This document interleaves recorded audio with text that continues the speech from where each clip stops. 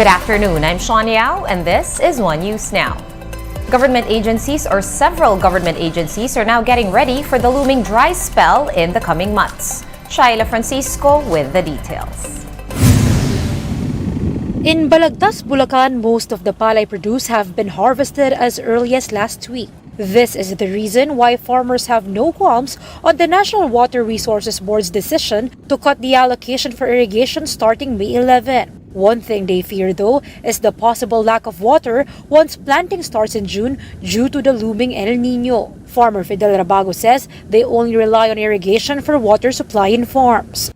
Pinakabon po kami kasi pagka mag-i-inlinyo po, wala pong tubig. Sa patubig lang po umaasa po. Pag irrigation po kasi, malaki, malawak po mga patubigan. Hindi kaya po nung maliit, hindi kaya patubigan. Konti lang po. Ay napakalaki pong bagay po sa amin yun. Kasi pag wala pong tubig, hindi po kami magpapatunggalan ng palay yung tatanim. The NWRB usually allocates around 40 cubic meters per second for irrigation during the start of planting season in mid-June. This benefits around 23,700 farmers in Bulacan and Pampanga. For this year, the board will still discuss with the National Irrigation Administration the final allocation. Sa panayam po natin sa NIA, po yan, na mga kalahating parte ng June, no? Mga second or third week po ng June sila magsisimula.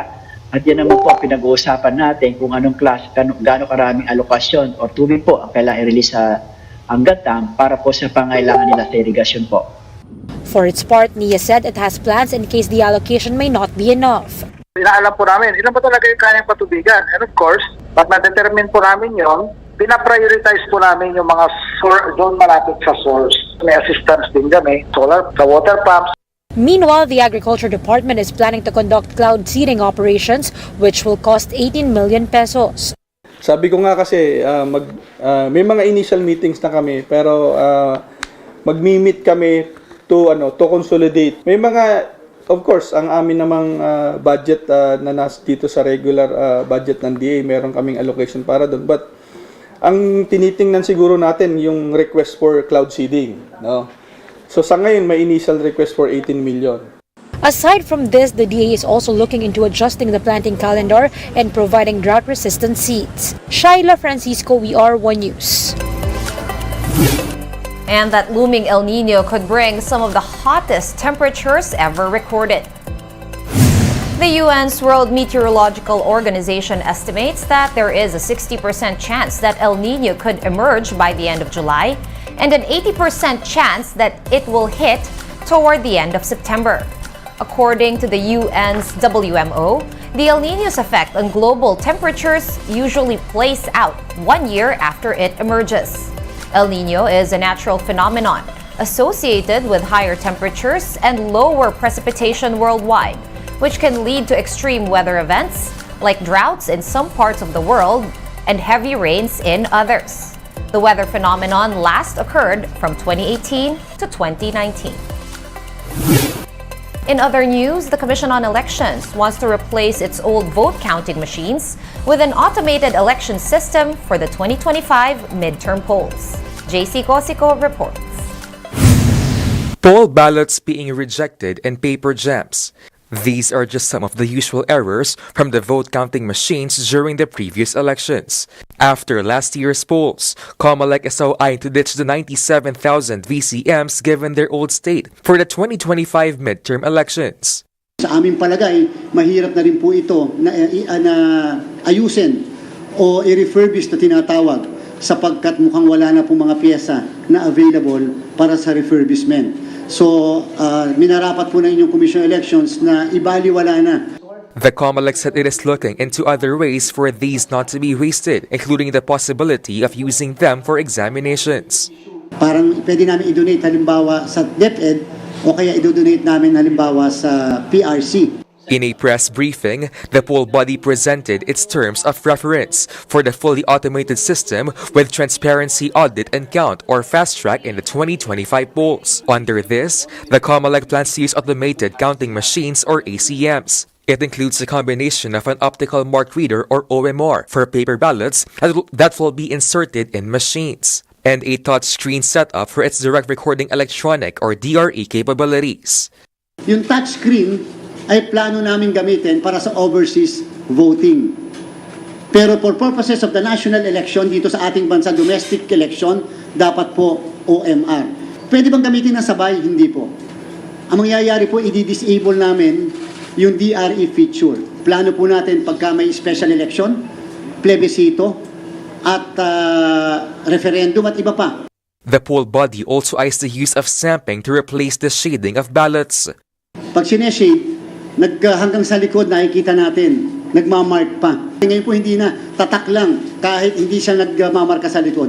The ACM will also have an auto-align feature to aid voters in inserting the ballot into the machine. It will also have a 12-inch display screen where voters and watchers may verify their votes. Pwede po matilt yung screen na yan, at the same time may security feature na hindi pwedeng makita ng mga nasa gilid yung mismong boto so that they themselves can count whether the vote for the mayor is exactly the vote as appearing in the election returns. Ballot scanning speed is also expected to be faster at 200 millimeters per second compared to the 70 millimeters per second produced by the VCM. Halos in 3 seconds na bilang balota. Comelec also noted results will be directly transmitted to the server of the media and other election stakeholders from the precinct. Ito yung makina na dapat pag nagpadala ng result, wala nang dadaan ng transparency server. Pag nagpadala ng result, dapat ito po lahat ay magtatransmit to all para po mawala na yung mga agam-agam. The Comelec assures teachers who will man the polls will undergo training. Hindi po kami papayag na walang full training. Kaya nga po, pati yung training, kung kailangan magdagdag ng araw, gagawin po natin. Magmakaroon po ito ng massive na info drive. The poll body will also conduct voters' education on the new system. A market survey will be done to determine if manufacturers can build the ACMs with the new features. And instead of procuring, they're looking into leasing them in the meantime. Pag po naalaman namin na walang available in the market, we can easily revise the TOR. But this early, gusto naming ilatag na kaagad, makapag-procurement kami short of award by July this year, so that we can award by January or February next year at makapag end-to-end testing po tayo. With its plans, Comelec will need the budget for the new system. However, should they fail to obtain a budget, they will revert to the use of VCMs, which they declared unusable. Maghahanap po tayo na magre-refurbish kung meron man pang available na magre-refurbish dyan. 1,600 machines ang nagkaproblema noong nakaraan 2022. Nasisi po ang Comelec sa 1,600. Wala pa pong 1% yun. How much more po kung mahigit sa kalahati ang papalpak na makina dahil sa katandaan na sa 2025. The Comelec estimates around 127,000 voting precincts and 71 million voters for the 2025 midterm polls. For News 5, JC Cosico, we are One News. We're pausing for a quick break, but One News Now will be back with more stories after that. Stay with us.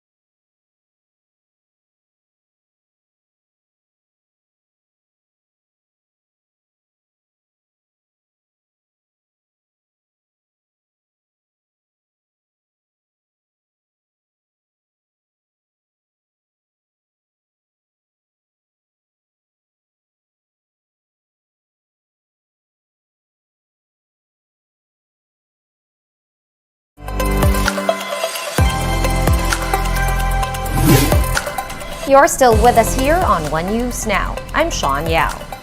Some 55 inmates over at the new Bilibid prison have tested positive for COVID-19. 30 out of 400 persons deprived of liberty or PDLs tested positive today via antigen kits. Yesterday, 9 of 174 PDLs returned positive COVID test results. One employee from Maximum Security was likewise found positive for the virus.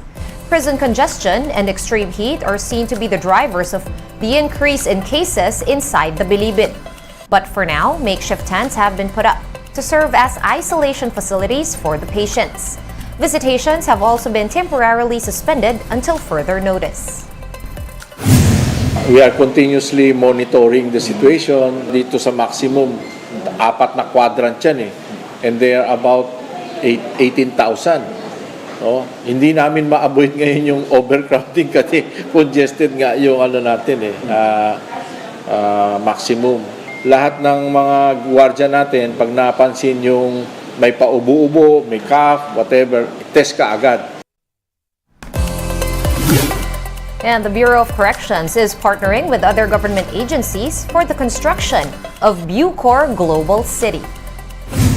These include the Human Settlement and Urban Development Department, the Department of Agriculture, as well as the local government of Muntinlupa, where Bucor is located. Corrections Chief Gregorio Katapang said they're planning to build a university, a hospital, an entertainment arena, and government offices inside Bucor Global City. He added that some companies have already expressed their interest in the facility's development. Maraming interested kasi sabi nga nila, yung nagsabi sa amin, ito po yung lupa namin crown jewel on the ground. So marami pong interested mag-invest o mag-develop dito sa area namin.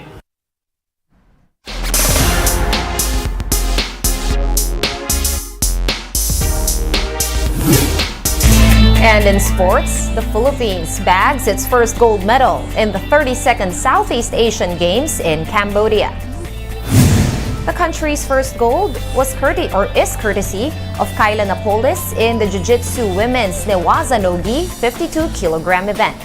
She defeated Cambodia's hometown hero Jessica Khan in the finals today. Before winning the gold, Napoles defeated her foes from Singapore, Thailand, and Vietnam. One News Now will be back with the latest stories at 6:30 p.m. I'm Sean Yao. We are One News.